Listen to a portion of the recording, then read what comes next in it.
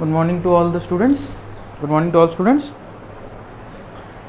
हम लोग ने मॉडर्न अलजेब्रा में 3 टाइप के रिलेशन पढ़ लिए थे, जिनमें हम लोग ने पहला रिलेशन पढ़ा था रिफ्लेक्सिव रिलेशन, और दूसरा पढ़ा था सिमेट्रिक रिलेशन, और तीसरा पढ़ा था ट्रांजिटिव रिलेशन। ठीक है, एक रिलेशन और बचा था जो कि बहुत इंपॉर्टेंट है, बीएससी में ग्रेजुएशन में बहुत इंपॉर्टेंट है रिलेशन, वो कहलाता है इक्विवेलेंस रिलेशन। ठीक है, क्या कहलाता है? Equivalence relation. अब देखिए, हमने आपको बताया था, हमने आपको रिफ्लेक्सिव की पहचान बताई थी कि कोई रिलेशन रिफ्लेक्सिव कैसे है, कोई रिलेशन सिमेट्रिक कैसे है, कोई रिलेशन ट्रांजिटिव कैसे है। उसी तरीके से हम लोग इक्विवेलेंस रिलेशन देखेंगे। कोई भी रिलेशन इक्विवेलेंस कब होता है? देखिए, अगर कोई सेट दिया हुआ है और उस पर कोई रिलेशन डिफाइन है, तो अगर वो रिलेशन रिफ्लेक्सिव भी है, सिमेट्रिक भी है और ट्रांजिटिव भी है, वो रिलेशन रिफ्लेक्सिव भी है, सिमेट्रिक भी है और ट्रांजिटिव भी है, तो हम कहेंगे कि वो रिलेशन इक्विवेलेंस रिलेशन कहलाएगा। ठीक है, अगर इन तीनों में से कोई भी एक कंडीशन नहीं सेटिस्फाई होती तो वो रिलेशन इक्विवेलेंस नहीं कहलाएगा। यही हमने लिखा है। हमने लिखा है a relation R on set A, कोई सेट दिया हुआ है, उस पर कोई रिलेशन आर डिफाइन है, इज एन इक्विवेलेंस रिलेशन। उसको हम इक्विवेलेंस रिलेशन कहेंगे if and only if it is reflexive, symmetric and transitive. ठीक, एक एग्जाम्पल से समझिए इसको। हमारे पास एग्जाम्पल दिया हुआ है कि if are be a equivalence, if are be a relation, if are be a relation define on set of integers.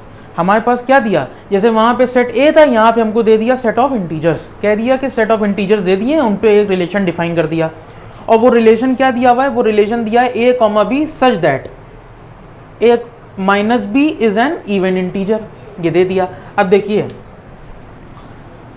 ए और बी ये इंटीजर्स का एक सेट है, उसके कोई 2 एलिमेंट हमने ए और बी उठा लिए, और उन ए और बी के बीच में जो रिलेशन है वो ये है, A minus B is even integer. अगर लिखा हुआ है ए आर बी, तो हमने बताया था कि आर मतलब होता है ए और बी के बीच में क्या रिलेशन है, तो यहाँ पे ए और बी के बीच में माइनस का रिलेशन है, और जो डिफरेंस है दोनों का वो इवन इंटीजर होना चाहिए। ठीक है, तभी ये क्या कहते हैं, इक्विवेलेंस रिलेशन कहलाएगा। तो अब सबसे पहले हमें क्या करना पड़ेगा? हमें इस रिलेशन को रिफ्लेक्सिव भी प्रूफ करना पड़ेगा, सिमेट्रिक भी प्रूफ करना पड़ेगा, और ट्रांजिटिव भी प्रूफ करना पड़ेगा। तो देखिए, to prove that R is an equivalence relation we have to prove that R is reflexive, symmetric and transitive. देखिए कैसे प्रूफ करेंगे। सबसे पहली चीज हमें पता है कि आई जो है वो सेट ऑफ इंटीजर्स है, गिवन है हमारे पास कि भाई हमारे पास सेट ऑफ इंटीजर्स दे दिए। इंटीजर्स मतलब पता होगा आप लोगों को, पूरी गिनती होती है। ठीक है, सबसे पहले हमने क्या करा, हमने रिफ्लेक्सिव की जो कंडीशन पढ़ी थी वो हमने लिखी। क्या थी कि अगर हमने कोई सेट दिया है, उसका एलिमेंट उठाया, ये रिफ्लेक्सिव की क्या कहते हैं कंडीशन थी कि अगर कोई सेट दिया हुआ है और उसका हम लोगों ने कोई एक एलिमेंट उठाया, तो उसका रिलेशन उसी के साथ, अगर हमने कोई एलिमेंट उठाया और उसका रिलेशन उसी के साथ करा, तो जो ऑर्डर पेयर बनेगा वो उस रिलेशन में होना चाहिए। क्या मतलब है कि अगर हमने सेट ऑफ इंटीजर से ए उठा लिया और उसका रिलेशन उसी के साथ करा, तो जो ऑर्डर पेयर होना चाहिए ये ए कॉमा ए, ये उस रिलेशन में मौजूद होना चाहिए, यानी कि इस रिलेशन में ए कॉमा ए मौजूद होना चाहिए। और ये मौजूद तब होगा, ए कॉमा ए इस रिलेशन में तब मौजूद होगा जब ये A minus B even integer होगा। क्या होगा? इवन इंटीजर होगा। A R A for every A comma A belong to I, यानी कि ए कहाँ का है? ए सेट ऑफ इंटीजर्स का एलिमेंट है कोई, दैट इज हमने कहा ए आर ए कॉमा ए, इसको लिख दिया हमने। ठीक, ये आर में रहना चाहिए, ये इस रिलेशन में रहना चाहिए। For every A belong to I, ये तभी रहेगा जब ए माइनस बी जो है वो इवन कहलाएगा। क्या कहलाएगा? रिलेशन दिया हुआ ए माइनस बी, ए माइनस बी। तो अगर मान लिए ये ए है और ये बी है, यहाँ पे ए कॉमा ए दे दिया, क्योंकि रिफ्लेक्सिव करना है ना, तो 2 सेम लेना पड़ते हैं, चाहे हम बी कॉमा बी लेते, चाहे सी कॉमा सी लेते, लेकिन लेते सेम ही, क्योंकि रिफ्लेक्सिव प्रूफ करना है। तो इसको हमने अगर ए लिया और इसको बी लिया, तो यहाँ पे ए माइनस बी इवन, सबसे पहले ये कंडीशन लिखी, ये कह रहा है यहाँ पे ए माइनस बी इवन है। अब ए माइनस और ये बी की जगह पे भी ए है, तो यहाँ पे भी ए रखा, तो इसका रिजल्ट क्या आया? ए माइनस ए 0। अब 0 क्या है? 0 इवन इंटीजर है कि नहीं? तो देखिए, अगर 0 इवन है तो हमारी ये कंडीशन ट्रू करती है कि मतलब ए माइनस बी जो है वो इवन आ रहा है, इवन इंटीजर है, 0 इवन होता है। Therefore we can say R is reflexive. R जो है वो क्या है? रिफ्लेक्सिव है। मेनली ये ध्यान रखिए कि ये रिलेशन दिया हुआ है A minus B, A minus B अगर इवन इंटीजर है तभी वो रिफ्लेक्सिव भी है, सिमेट्रिक भी है, ट्रांजिटिव भी है, ठीक है। लेकिन अगर ऐसा नहीं है तो नहीं है, तो वो क्या कहते हैं, रिफ्लेक्सिव, सिमेट्रिक, ट्रांजिटिव नहीं होगा। इसके बाद में हमने रिफ्लेक्सिव प्रूफ करा। अब हम देखते हैं सिमेट्रिक कैसे प्रूफ करते हैं। देखिए हमारे पास सबसे पहले वही चीज करी, given I is a set of integers, then अब हमने सिमेट्रिक रिलेशन जो पढ़ा था उसकी कंडीशन लिखी। क्या लिखी कि अगर हमारे पास कोई सेट दिया है, उससे हमने दो एलिमेंट उठाए ए और बी, और ए और बी का रिलेशन करा, तो अगर ए बी का रिलेशन आर में मौजूद है तो बी और ए भी आर में मौजूद होना चाहिए। यानी कि अगर ए और बी के बीच में रिलेशन जो है वो आर में मौजूद है तो बी और ए में, यानी कि उसका उल्टा भी आर में मौजूद होना चाहिए। For every A comma B belong to R, that is A comma B belong to R, ये मेन कंडीशन है। A comma B belong to R तो बी कॉमा ए भी आर में होना चाहिए। For every A comma B belong to I, A comma B क्या है, set of integers के एलिमेंट है। लेकिन ये कंडीशन तभी होल्ड करेगी कि जब ए माइनस बी इवन होगा। क्या होगा, ए माइनस बी इवन होगा। ए माइनस बी इवन होगा if and only if A minus B is even implies that b minus a b even. अब देखिए यहाँ पे क्या था, ए माइनस ए इवन था, तुमने रिफ्लेक्सिव की कंडीशन लगाई थी, ए और ए कर दिया था क्योंकि सेम एलिमेंट था। यहाँ पे सिमेट्रिक करना है तो ए माइनस बी इज इवन, तो सिमेट्रिक रिलेशन क्या कहता है, अगर ए माइनस बी इवन है तो बी माइनस ए भी इवन होना चाहिए। रिलेशन यही तो कह रहा है, रिलेशन में तभी तो कहलाएगा कि जब ये इवन होगा और ये भी इवन होगा तभी ये उस रिलेशन में जाएगा, तो ये इस रिलेशन में मौजूद होना चाहिए। एग्जाम्पल देख लिए, देखिए अगर हम जैसे ए की जगह 4 ले लें, बी की जगह 2 ले लें, तो 4 माइनस 2 क्या होगा, 2 ही तो होगा। 2 इवन होगा कि नहीं होगा। और अगर हम इसका उल्टा कर दें, 2 माइनस 4 कर दें, तो 2 माइनस 4 माइनस 2 होगा, लेकिन वो भी इवन होगा। इवन होगा कि नहीं होगा। तो इससे हमें ये कंडीशन पता लगती है कि ए माइनस बी इवन तो बी माइनस ए भी इवन होगा। Even then R is symmetric also, तो ये आर सिमेट्रिक रिलेशन भी कहलाएगा। ए बी जो है वो सेट ऑफ इंटीजर्स हैं, ये ध्यान रखिएगा, सेट ऑफ इंटीजर्स के एलिमेंट्स हैं, ठीक है। और ये रिलेशन तभी स्टैब्लिश होगा कि जब A minus B is an even integer होगा। अब इसके बाद देखिए ट्रांजिटिव रिलेशन। अब कह रहा है given I be a set of integers, then वही चीज लिखेंगे। उसके बाद सबसे पहले हमने कंडीशन लिखी। सबसे पहले क्या लिखी, कंडीशन लिख ली। कंडीशन क्या कह रही है कि a R b and b R c. हमने आपको क्या कहते हैं, ट्रांजिटिव रिलेशन की कंडीशन क्या बताई थी कि अगर कोई सेट है उसके हमने 3 एलिमेंट उठाए ए बी सी, और अगर ए कॉमा बी और बी कॉमा सी, ए कॉमा बी ये ऑर्डर पेयर और बी कॉमा सी आर में मौजूद है, तो ए कॉमा सी जो है वो भी आर में मौजूद होगा। यही कह रहे हैं, अगर a R b and b R c then a R c. ये कहने का मतलब है कि अगर ए और बी के बीच में रिलेशन और बी और सी के बीच में रिलेशन है तो ए और सी के बीच में भी रिलेशन होगा। यानी कि ये कंडीशन मेन लिखी थी हमने कि अगर ए कॉमा बी आर में मौजूद है तो, और ए कॉमा बी और बी कॉमा सी आर में मौजूद है, ये दोनों आर में मौजूद हैं, तो ये ए कॉमा सी यानी कि ये भी आर में मौजूद होगा, ठीक। जहां पे ए बी सी क्या है, सेट ऑफ इवन इंटीजर्स। लेकिन ये रिलेशन तभी स्टैब्लिश होगा अगर ए माइनस बी क्या है, इवन। ये ध्यान रखिएगा, ए माइनस बी क्या है, इवन। अब देखिए if and only if A minus B is even and B minus C is also even, सब सिमेट। अब यहाँ पे ट्रांजिटिव की कंडीशन लगाएंगे, A minus B is even and B minus C is even implies that A minus C is even. भाई यही तो होगा कि अगर ए कॉमा बी रिलेशन में मौजूद है, यहाँ पे रिलेशन में मौजूद होने के लिए इवन होना चाहिए, तो ए माइनस बी को इवन होना चाहिए और बी माइनस सी को भी इवन होना चाहिए। तो अगर ऐसा इवन में है तो ए माइनस सी भी इवन में होगा, ए माइनस सी भी इवन होगा। एग्जाम्पल देखिए अगर हमने ए माइनस बी की जगह 4 माइनस 2 करा तो ये इवन होगा। 4 माइनस 2 2 होता है तो 2 इवन होगा। और बी माइनस सी की जगह हमने 2 माइनस 6 कर दिया तो ये इवन होगा। यहाँ पे जो b लिया है वही यहाँ पे भी लिया है, देखिए 2 यहाँ पे भी लिया है और माइनस 6 यहाँ पे c 6 ले लिया और 4 2 ले लिया। 4 माइनस 2 इवन होगा तो 2 माइनस 6 इवन होगा, और होगा ही होगा। 2 माइनस 6 कितना करेंगे, 2 माइनस 6 कितना आएगा, -4 आएगा, तो -4 इवन होगा।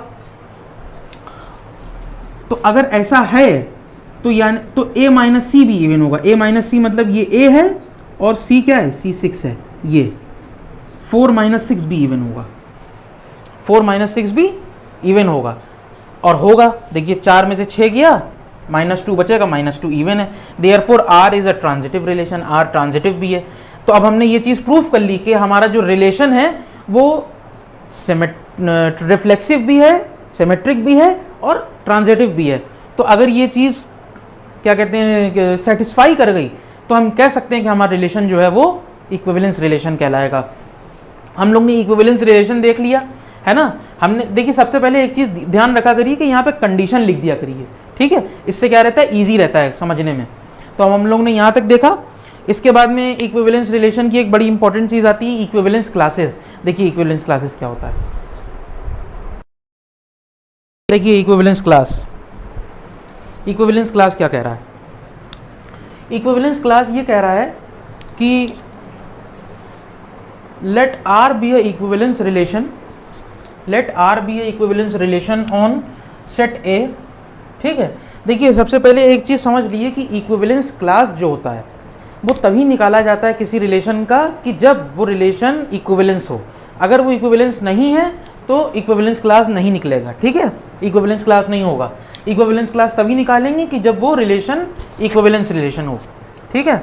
तो देखिए सबसे पहले क्या कह रहा है, कह रहा है कि let R be a equivalence relation, कोई इक्विवेलेंस रिलेशन है आर किसी सेट पर, सेट ए पर, then equivalence class of A.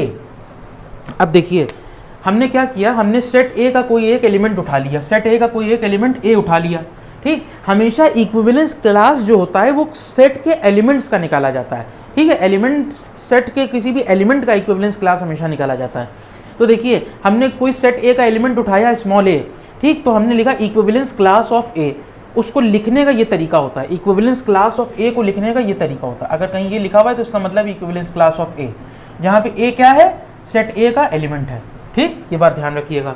अब देखिए एक तरीके से आप जब एनसीईआरटी की बुक्स वगैरह पढ़िएगा तो उसमें आपको ये रिलेशन दिखेगा ये, लेकिन ये बड़ा कंफ्यूजिंग रिलेशन है, ये समझ में नहीं आता जल्दी।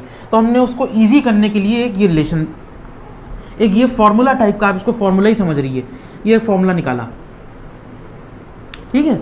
ये क्या कह रहा है कि equivalence class of A, A क्या है, सेट ए का एलिमेंट है, equivalence class of A is equal to curly bracket लगाए X such that x belong to A, X belong to A, और ये हमने लिख दिया एक्स आर ए को हमने लिख दिया x comma a, x comma A belong to R, यानी कि, और एक्स क्या है, एक्स भी सेट ए का एक एलिमेंट है जो कि सेट ए के एलिमेंट्स को रिप्रेजेंट कर रहा है, और हम किसी एक पर्टिकुलर एलिमेंट का इक्विवेलेंस क्लास निकाल रहे हैं।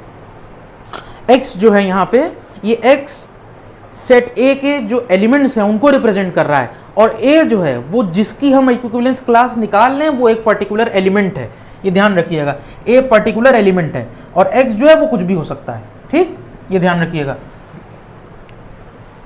और ये r को बिलोंग करना चाहिए, हमने x आर ए को x कॉमा a लिख करके लिख दिया, ठीक है। ये होगा equivalence class of A. Equivalence class of A निकालने का ये फॉर्मूला होगा, एक तरीके से फॉर्मूला कह लिए या रिलेशन कह लिए आप इसको, है ना। एक एग्जांपल से आप देखिएगा तो आपको बिल्कुल ये बात समझ में आ जाएगी हम क्या कह रहे हैं। एग्जांपल ये कह रहा है कि let a is equal to 1 2 3 and कोई सेट हमारे पास दे दिया a 1 2 3, और ये कह रहा है कि जो इसके इस सेट के ऊपर जो रिलेशन डिफाइन किया गया है वो रिलेशन इक्विवेलेंस रिलेशन है। इस सेट के ऊपर जो रिलेशन डिफाइन है वो इक्विवेलेंस रिलेशन है। Equivalence relation a R, R relation ये दिया हुआ हमारे पास, ये रिलेशन दिया हुआ है, ये रिलेशन दे दिया। रिलेशन क्या दिया, 1, 1, 2, 2, 3, 3, 1, 2 और 2, 1 ये दे दिया। अब देखिए और हमसे कह रहा है कि find the equivalence class of 1, 2 और 3, कह रहा है 1, 2, 3 का इक्विवेलेंस क्लास निकालो। हमने बताया ना कि सेट ए के एलिमेंट्स का इक्विवेलेंस क्लास निकाला जाता है, हमेशा किसी एलिमेंट का इक्विवेलेंस क्लास निकाला जाता है। इस सेट में 3 एलिमेंट है 1 2 3। अब हमसे कह रहा है कि 1 का भी निकालो, 2 का भी निकालो और 3 का भी इक्विवेलेंस क्लास निकालो। तो अब देखिए कैसे निकालेंगे। सबसे पहले हमने क्या करा, हमने ये जो फॉर्मूला हमारे पास दिया था ये हमने लिखा, equivalence class of A is equal to x such that x belong to A, x comma A belong to R, ये हमने लिखा।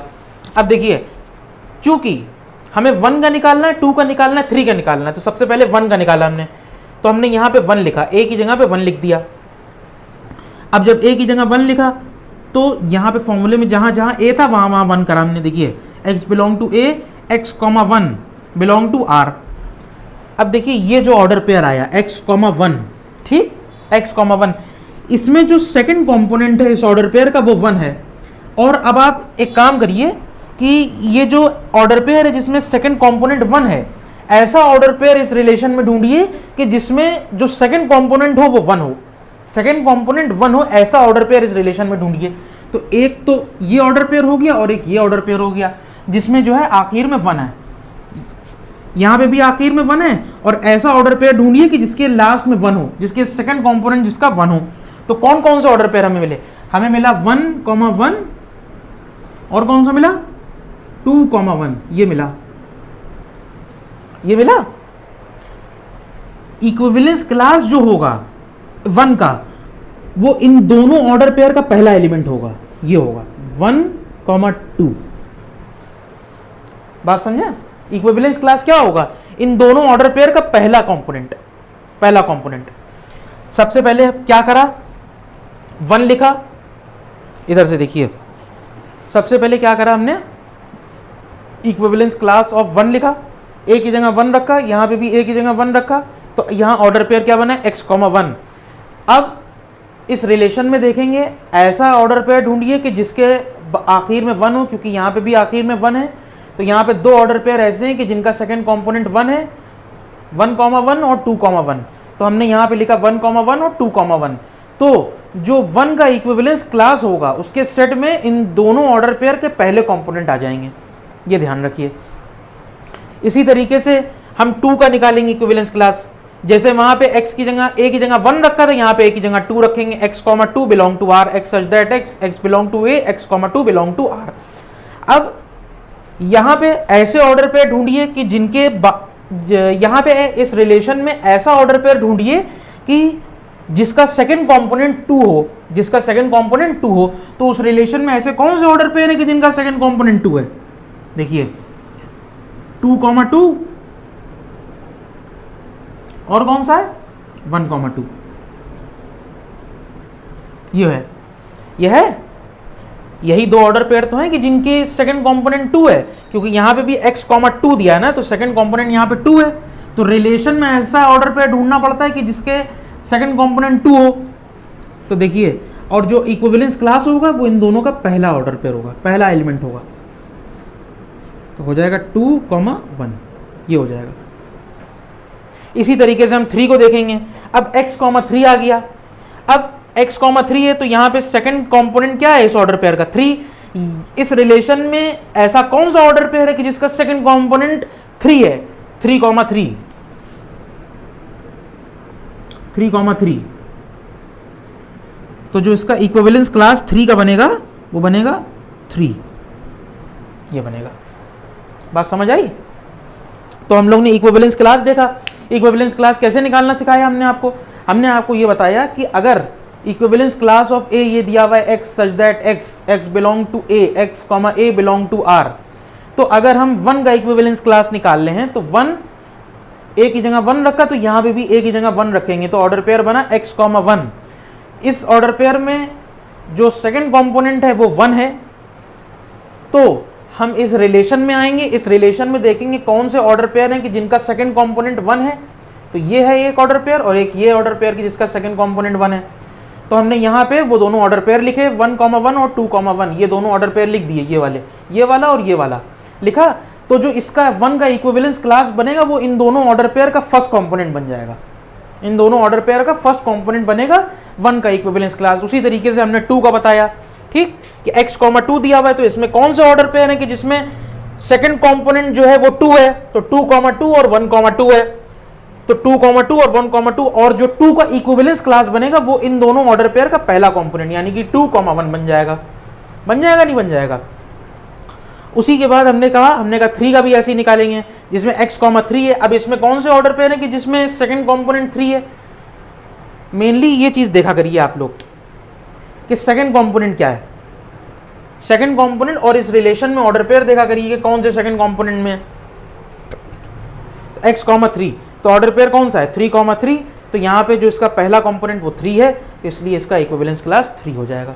इस तरीके से हम लोग इक्विवेलेंस क्लास निकालते हैं।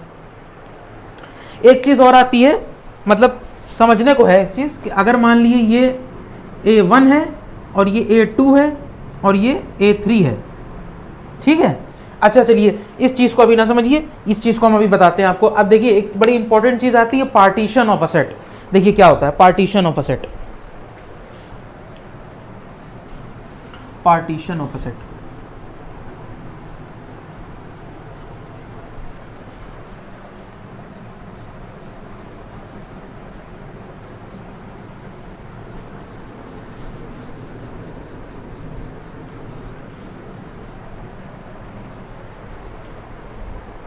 देखिए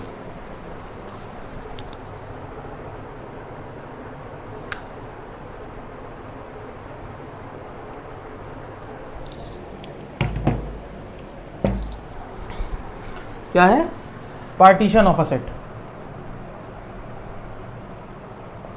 पार्टीशन ऑफ अ सेट, ठीक है। देखिए डेफिनेशन लिख ली इसकी, पहले डेफिनेशन कह रही है लेट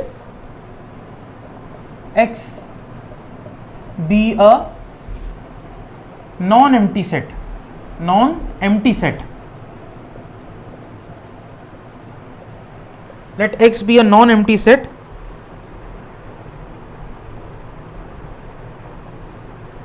such that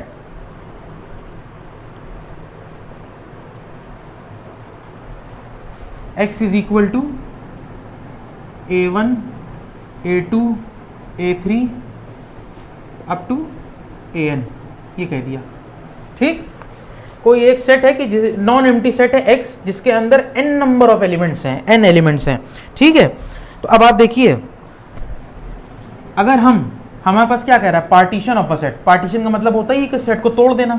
तो अगर हम इस सेट को तोड़ दें ऐसे, मान लिए a1 a2 a3 है ना अप टू an, इसके पार्टीशंस हो जाएं, ठीक। हमारे पास कोई सेट x दिया हुआ है, एम्प्टी सेट है, नॉन एम्प्टी सेट है, और वो नॉन एम्प्टी सेट के अंदर n एलिमेंट्स हैं। अगर हमने उनका पार्टीशंस कर दिया और उनको ऐसे लिख दिया a1 a2 an, ठीक। तो ये a1 a2 an जो है ये क्या कहलाएंगे, R n partitions, n partitions of set x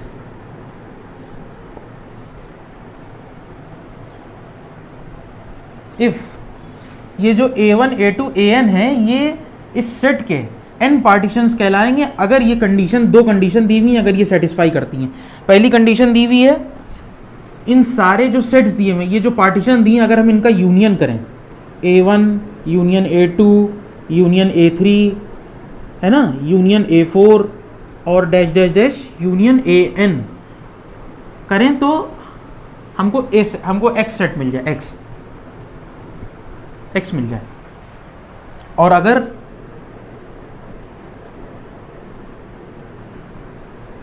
a1 नहीं ai इंटरसेक्शन aj करें तो हमेशा नल सेट मिलना चाहिए, जहाँ पे i और j क्या है ये हम आपको एग्जाम्पल से भी समझा रहे हैं, 2 3 अप टू n। देखिए सबसे पहले कंडीशन समझिए क्या कहना चाह रहे हैं हम ये कह रहे हैं कि हमारे पास अगर x कोई नॉन एम्प्टी सेट दे दिया है, ठीक है, अगर हमारे पास कोई x नॉन एम्प्टी सेट दे दिया है और उसके हम लोग ने n पार्टीशंस कर दिए, ठीक।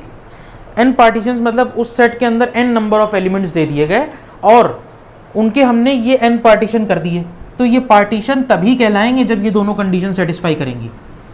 यानी कि अगर हम उन सारे पार्टीशंस का यूनियन ले लें, ये सारे पार्टीशंस हैं a1 a2 a3, इन सब का यूनियन ले लें यानी कि यूनाइट कर दें, तो यूनाइट करने के बाद हमें वही सेट मिल जाए, x सेट मिल जाए, तो क्या कहते हैं वो पार्टीशन कहलाएगा। और दूसरी कंडीशन भी सेटिस्फाई करे कि अगर ai इंटरसेक्शन aj करें तो वो नल सेट आना चाहिए। क्या मतलब हुआ बता रहे हैं, रुकिए हम आपको एग्जाम्पल से समझा रहे हैं। देखिए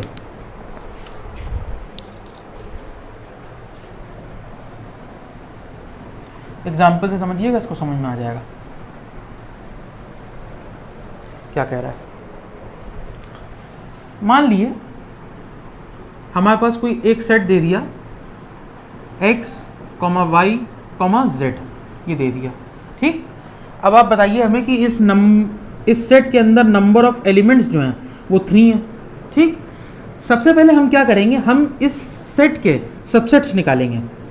तो हमने आपको बताया था कि नंबर ऑफ सबसेट्स कैसे निकाले जाते हैं। नंबर ऑफ सबसेट्स फॉर्मूला होता है 2 की पावर n, और 2 की पावर n कितना दिया हुआ है 3, तो यानी कि 8 सबसेट निकलेंगे। 8 सबसेट निकलेंगे, और वो 8 सबसेट क्या होंगे, देखिए 8 सबसेट क्या होंगे। एक होगा x y z, ये होगा, ये एक सबसेट ये होगा, एक ये होगा, एक ये होगा। एक सबसेट होगा एक्स वाई, एक सबसेट होगा वाई जेड, एक सबसेट होगा जेड एक्स। ठीक, और एक सबसेट होगा x comma y comma z, और एक सबसेट और होगा नल सेट। ये 8 सबसेट टोटल निकलेंगे। ठीक है, मान लिए ये A1 है, ये A2 है, ये A3 है, A3 है, ये A4 है, ये A5 है, ये A6 है, ये A7 है, ये A8 है। 8 सबसेट निकले, हमने सबको नाम दे दिया A1, A2, A3, A4, A5, A6, A7, A8, ये दे दिया हमने नाम। अब देखिए नॉन एम्प्टी सेट क्या कह रहा है, ये जो हमने इसके पार्टीशन, एक तरीके से पार्टीशन का मतलब होता है सबसेट कर देना। तो हमने इनके जो पार्टीशंस किए, अब ये पार्टीशन तभी कहलाएंगे जब ये 2 कंडीशन सेटिस्फाई करेंगे। पहली कंडीशन क्या थी, पहली कंडीशन ये थी कि अगर हम इन सारे सबसेट्स का यूनियन ले लें, सारे सबसेट्स का यूनियन ले लें, यानी कि A1 union A2 union A3 union A4 union A5 union A6 union A7 और यूनियन A8, ये दे दिया। जब हम इन सारे सबसेट्स का यूनियन करेंगे तो यूनियन करने के बाद जो रिजल्ट आएगा वो ए सेट मिल जाए हमें। देखिए यूनियन करा, यूनियन करने के बाद सबसे पहले क्या लिखेंगे, एक्स वाई जेड, ये लिखेंगे x comma y comma z. अब इसके बाद इधर आइए, एक्स लिख चुके हैं, लिखने की ज़रूरत नहीं, वाई लिख चुके हैं, लिखने की ज़रूरत नहीं, फिर वाई आया, इसमें यहाँ पे है, वाई भी लिख चुके हैं, जेड भी लिख चुके हैं, तो ये लिख चुके, और ये तो लिख ही चुके हैं, और नल सेट हम लिखेंगे नहीं। तो ये क्या आया, एक्स वाई जेड आया, ये किसके बराबर है, ये ए सेट के बराबर है। ये देखिए ए सेट हमें मिल गया। यानी कि हमने जब इनके जो पार्टीशंस हैं, ये जो पार्टीशंस हैं, इनका जब यूनियन किया, तो यूनियन करने के बाद हमको ये मिल गया। और ये क्या है, ये सेट गिवन सेट है। अगर पार्टीशन करने के बाद, अगर किसी सेट का पार्टीशन किया और उन पार्टीशंस का यूनियन कर दिया, यूनियन करने के बाद जो सेट मिला, अगर वो सेट वही सेट मिल गया, अगर हमें जो दिया हुआ है, तभी वो पार्टीशन कहलाएगा। दूसरी चीज क्या कह रहे हैं हम आपसे, अगर हम आपसे कहें कि A1 इंटरसेक्शन A2 निकालिए, हम आपसे कहें A1 इंटरसेक्शन A2, अब आप ये बताइए A1 और A2 में कुछ कॉमन है, नहीं है, तो ये नल सेट आएगा। A2 और A3 में कुछ कॉमन है, नहीं है, नल सेट आएगा, है ना। ऐसे ही इसी तरीके से A4 और A5 में कुछ कॉमन है, Y कॉमन है खाली, लेकिन वो इसको कंक्लूड नहीं करेंगे हम लोग, है ना। इसी तरीके से हम लोग करते चले जाएंगे, तो ये नल सेट आता जाएगा। कहने का ये मतलब है, पार्टीशन ऑफ अ सेट का ये मतलब है कि सेट का पार्टीशन तभी कहलाएगा कि जब हम लोग कोई सेट हमारे पास दिया हुआ है और उसके हम लोग n पार्टीशन करें और वो 2 कंडीशन को सेटिस्फाई कर जाए, तभी वो उस सेट का पार्टीशन कहलाएगा, वरना नहीं कहलाएगा। पहला कंडीशन क्या थी कि अगर पार्टीशंस जो दिए हुए उनका यूनियन लें, तो यूनियन लेने के बाद सेट मिल जाए, और 2 सेट का इंटरसेक्शन लें तो वो नल सेट आ जाए, तो वो क्या कहलाएगा, वो कहलाएगा पार्टीशन ऑफ अ सेट। तो यहाँ तक हम लोग ने देखा पार्टीशन ऑफ अ सेट। आज हमने आपको इक्विवेलेंस रिलेशन पढ़ाया, इक्विवेलेंस क्लास पढ़ाई, पार्टीशन ऑफ अ सेट पढ़ा दिया, है ना। अब इसके बाद एक चीज़ आती है, बड़ी इंपॉर्टेंट आती है, वो हम अभी नहीं, इस लेक्चर में नहीं आएगी, वो नेक्स्ट लेक्चर में आएगी। मैपिंग आएगी, मॉड्यूलो ऑपरेटर आएंगे, ठीक है, वो बड़ी इंपॉर्टेंट चीज़ है। अब धीरे धीरे हम लोग ग्रुप थ्योरी की तरफ जाएंगे, ठीक है। यहाँ से मान के चलिए कि अब बीएससी की मैथ स्टार्ट होने वाली है, तो हम लोग ने यहाँ तक देखा। अगर आपको वीडियो पसंद आई हो तो उसको लाइक करें, शेयर करें, कमेंट करें, चैनल को सब्सक्राइब कर दें और बेल आइकन प्रेस करना ना भूलें, ताकि वीडियो की नोटिफिकेशन आप तक पहुँचती रहे। Thank you.